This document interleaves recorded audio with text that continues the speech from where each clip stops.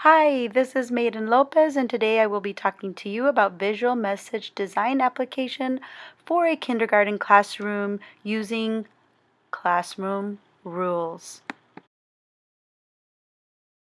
One of the first things that need to be established when you are teaching kindergarten, or any grade level for that matter, is setting and establishing classroom procedures and rules. The first few days of the school year are very crucial for classroom management. That is when the students are open and eager to get on board with your procedures. It's the time to teach good habits, behaviors, and proper attitudes.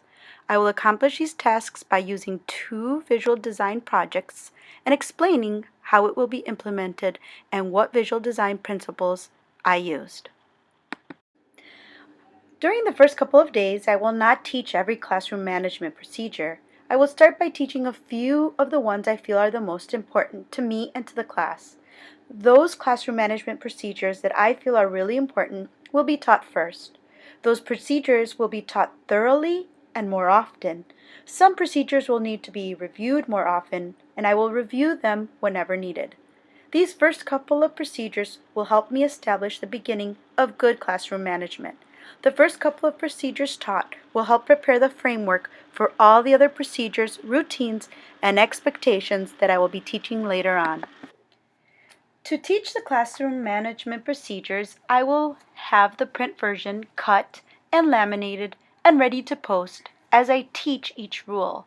I will have a designated area that is visible for the class to see at all times.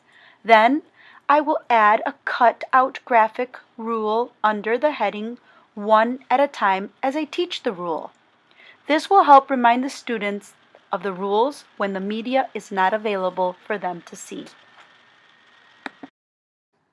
I will start by using the following strategies. First, why. I will explain why we need to follow that rule. I will show them the graphic picture and read the rule to them because most kindergarten students can't read. If a student understands why we are following a rule, that student will be less resistant to accept and follow that rule. Then I will model. I will model how I would like them to do that behavior that is expected, and I will also model how not to do the expected behavior. This helps students know exactly what the behavior looks like and what it does not look like. I will also show them the media that uses real pictures of actual students doing the expected behavior and graphic images of the students not doing the expected behavior. The students need to decide which one is the correct expected behavior. We will watch, listen, and read. Third, we will practice. I will give the students a chance to recall the rule and practice. I will do this by asking them to show me the expected behavior. Lastly, I will reteach. Anytime after the initial learning and during the school year, I will reteach the rules and why they are important and needed.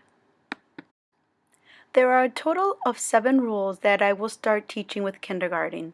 Those 7 rules have the capability to be revised or changed based on the needs of the students that are coming in this school year. The guidelines I used were listed in the book Clark and Lyons 2010, as well as the Park Principles. The rules will be printed out, laminated, and placed in the classroom in a visible spot where all the students can see. The rules will be attached under the headings Nuestras Reglas del Salón, as they are taught. The students will get smaller version printouts of the rules to take home and share with their parents. This is so that the parents understand the classroom rules and expectations of their children. Very little text was used in both the print and media. I tried to keep the graphic print and media presentation simple. I used representational visuals on the poster and the media. The visuals carry the training and dominate the storyline.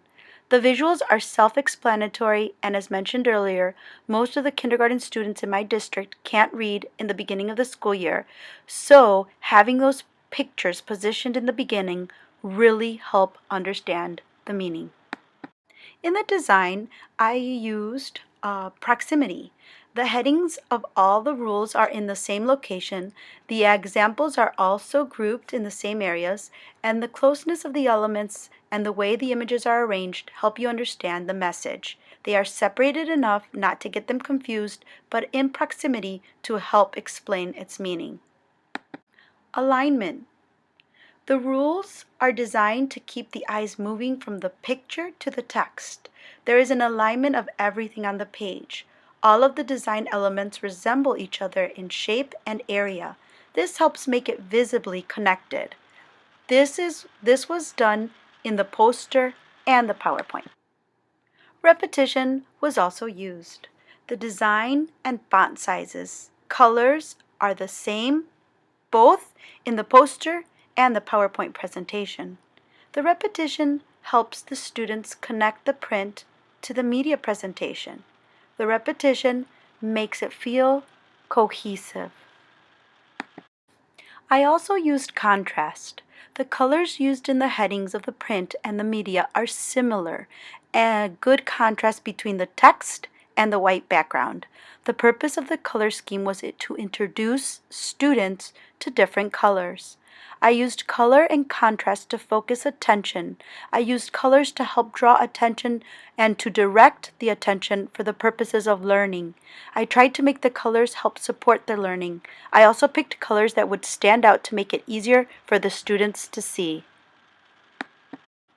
I also tried not to repeat the use of colors to avoid confusion. Avoiding distracting visuals. I only added one picture to try to help promote their learning. My objective was for ELLs to listen, say, and then practice the rule that I have provided for them. If I put too many pictures, the objective would have been lost.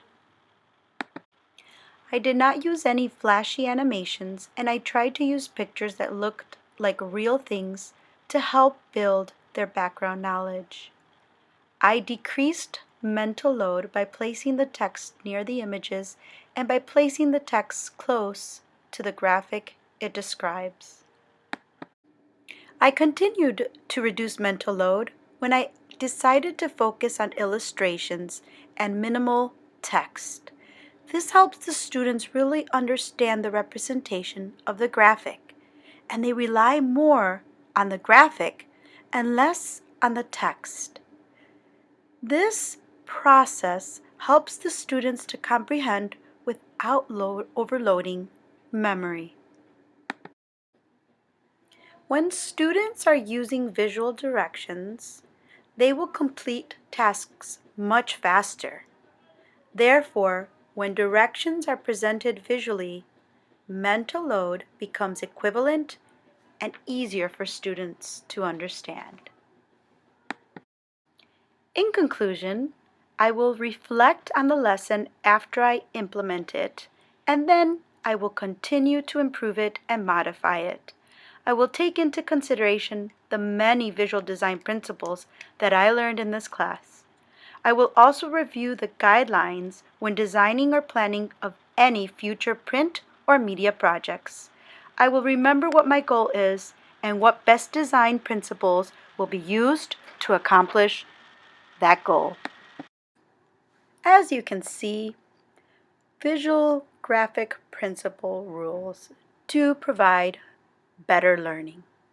The graphic principles help improve learning for any age, for anyone. It doesn't matter how young or old you are. You can also see that graphic visual principles are appropriate for any instructional material, not just education. You can also see that the visuals can be used to motivate. And I only used a few of the many graphic visual principles. Again, thanks for watching, and I hope you enjoyed it.